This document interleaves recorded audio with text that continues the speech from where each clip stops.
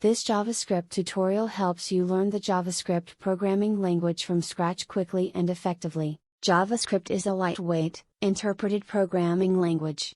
It is designed for creating network-centric applications.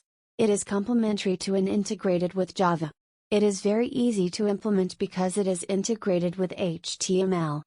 It was introduced in the year 1995 for adding programs to the web pages in the Netscape Navigator browser.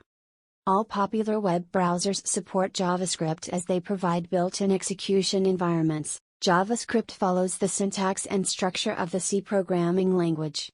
Thus, it is a structured programming language. JavaScript is a weakly typed language, where certain types are implicitly cast, depending on the operation. JavaScript is an object-oriented programming language that uses prototypes rather than using classes for inheritance. It is a lightweighted and interpreted language. It is a case-sensitive language. JavaScript is used to create interactive websites. It is mainly used for client-side validation, dynamic drop-down menus, displaying date and time, displaying pop-up windows and dialog boxes. Thank you.